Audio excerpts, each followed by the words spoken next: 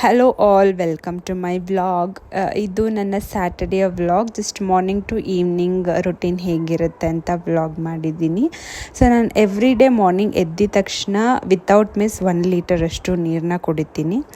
So ಅದಾದ ನಂತರ ನಾನಿಲ್ಲಿ ತಿಂಡಿಗೆ ರೆಡಿ ಮಾಡಿಕೊಂಡೆ. ಯೂಶ್ವಲಿ ನಮಗೆ ಸ್ಯಾಟರ್ಡೇ ಸಂಡೇ ಆಫೀಸ್ ಲೀವ್ ಇರೋದ್ರಿಂದ ಸ್ಯಾಟರ್ಡೇಸ್ ತಿಂಡಿ ಮಾಡೋದೆಲ್ಲ ಲೇಟೇ. ಬಟ್ ಇವತ್ತು ನಾನು ಸ್ವಲ್ಪ ಬೇಗ ಮಾಡ್ತಿದ್ದೀನಿ. ಯಾಕೆ ಅಂದರೆ ನನ್ನ ಮಗನಿಗೆ ಇನ್ನೂ ಸ್ಕೂಲ್ ಇದೆ, ಅಂದರೆ ಅವನಿಗೆ ಬ್ರಿಡ್ಜ್ ಕೋರ್ಸ್ ನಡೀತಿದೆ.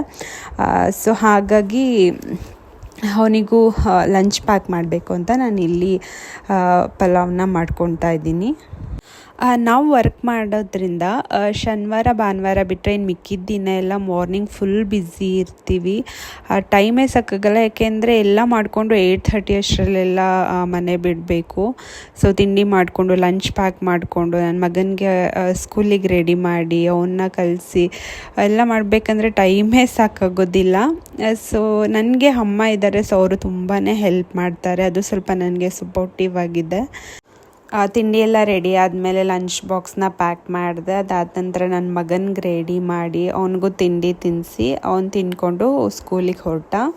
ಸೊ ಮಾರ್ನಿಂಗ್ ಟೈಮು ಜಾಸ್ತಿ ಟೈಮ್ ಸಿಗೋದಿಲ್ಲ. ಸೊ ಅವನಿಗೆ ಕೊಟ್ಟರೆ ತುಂಬ ಟೈಮ್ ತೊಗೊಳ್ತಾನೆ ತಿನ್ನೋದಕ್ಕೆ. ಸೊ ಹಾಗಾಗಿ ಮಾರ್ನಿಂಗ್ ಟೈಮ್ ಸ್ಕೂಲ್ಗೆ ಹೋಗುವಾಗ ನಾವೇ ತಿನ್ನಿಸಿ ಕಳಿಸ್ತೀವಿ. ಸೊ ಒಂದೊಂದು ಸಲ ಅಂತೂ ಅವ್ನು ತಿನ್ನೋದೇ ಇಲ್ಲ, ತುಂಬಾ ಹಠ ಮಾಡ್ತಾನೆ. ಬಟ್ ನಾವು ಬಿಡಲ್ಲ, ಏನಾದರೂ ಆಗಲಿ ಸ್ವಲ್ಪನಾದರೂ ತಿನ್ನಿಸ್ಬಿಟ್ಟೆ ನಾವು ಕಳಿಸೋದು.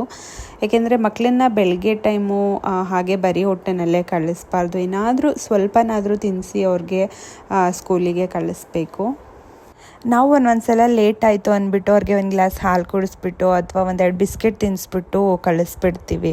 ಸೊ ಆ ಥರ ಮಾಡೋಕ್ಕೆ ಹೋಗಬಾರ್ದು. ಅವ್ರ ಮೈಂಡ್ ಆ್ಯಕ್ಟಿವ್ ಇರಬೇಕಂದ್ರೆ ಅಟ್ಲೀಸ್ಟ್ ಒಂದು ಸ್ವಲ್ಪನಾದರೂ ಅವ್ರಿಗೆ ಏನಾದರೂ ನಾವು ತಿನ್ನಿಸ್ಬಿಟ್ಟು ಕಳಿಸ್ಬೇಕು. ಎಲ್ಲ ರೆಡಿ ಮಾಡಿ ನನ್ನ ಮಗನ ಸ್ಕೂಲ್ ಕಳ್ಸೋಷ್ಟರಲ್ಲಿ ಆಲ್ರೆಡಿ 9:30 ಆಗಿತ್ತು. ಸೊ ಮತ್ತೆ ಮನೆಯೆಲ್ಲ ಕ್ಲೀನ್ ಮಾಡಿ ಸ್ನಾನ ಮಾಡಿ ಪೂಜೆ ಮಾಡೋದಕ್ಕೆ ಲೇಟ್ ಆಗುತ್ತೆ. ಸೊ ಸಂಜೆ ಪೂಜೆ ಮಾಡ್ಕೊಳ್ಳೋಣ ಅಂದ್ಬಿಟ್ಟು ನಾವು ತಿಂಡಿ ಎಲ್ಲ ತಿಂದ್ಕೊಂಡ್ವಿ. ಸೊ ನಾನು ತಿಂಡಿ ಆದಮೇಲೆ ಮಾರ್ನಿಂಗ್ ವಾಕ್ ಮಾಡಿರಲಿಲ್ಲ. ಸೊ ತಿಂಡಿ ಆದಮೇಲೆ ಸ್ವಲ್ಪ ವಾಕ್ ಮಾಡಿ TV ನೋಡಿಕೊಂಡು ರೆಸ್ಟ್ ಮಾಡಿದೆ. ಅಷ್ಟರಲ್ಲಿ ನನ್ನ ಮಗನ ಕರ್ಕೊಂಡು ಬರೋ ಟೈಮ್ ಕೂಡ ಆಯಿತು. ಸೊ ಸ್ಕೂಲ್ ಹತ್ರ ಹೋಗಿ ಅವನನ್ನು ಕರ್ಕೊಂಡು ಬಂದೆ.